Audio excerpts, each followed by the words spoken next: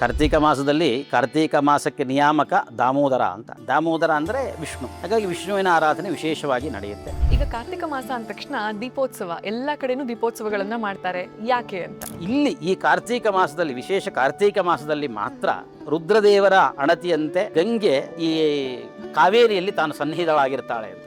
ಹಾಗಾಗಿ ನಾವು ಇಲ್ಲಿಯ ನೀರಿನಿಂದ ಸ್ನಾನ ಮಾಡುವುದು ಅಂದರೆ ಬರೀ ಕಾವೇರಿ ನೀರಿನ ಸ್ನಾನ ಅಲ್ಲ, ಅದು ಗಂಗಾ ಸ್ನಾನವೂ ಹೌದು.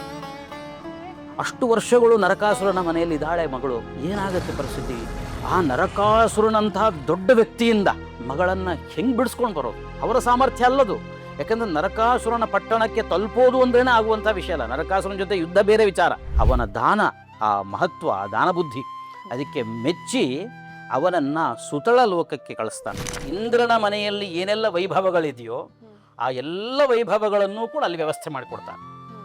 ನೀನು ನನಗಿಷ್ಟು ದಾನ ಮಾಡಿದ್ಯಾ, ನಿನಗೆ ಸ್ವಲ್ಪವೂ ಕೂಡ ಯಾರಿಂದಲೂ ಅಪಾಯ ಆಗಬಾರ್ದು. ಸ್ತ್ರೀ ಅಂತಂದರೆ ಸೆರೆಯಲ್ಲಿ ಹಾಕಿ ಹಿಂಸಿಸುವಂಥವಳಲ್ಲ, ನರಕಾಸುರನಂಥವಳನ್ನು ಕೊಲ್ಲುವ ಸಾಮರ್ಥ್ಯ ಇರುವವಳು ಕೂಡ ಸ್ತ್ರೀನೇ. ಆ ಅಮೃತವನ್ನು ನೋಡಿದಾಗ ಭಗವಂತನಿಗೆ ಆನಂದ ಆಯಿತು. ಭಗವಂತನ ಆನಂದದ ಬಿಂದು ಹನಿ ಅದು ನೆಲಕ್ಕೆ ಬೀಳುತ್ತೆ.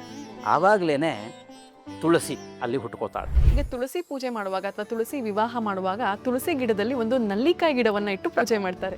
ನಲ್ಲಿಕಾಯಿ ಯಾಕೆ ಅಂತ?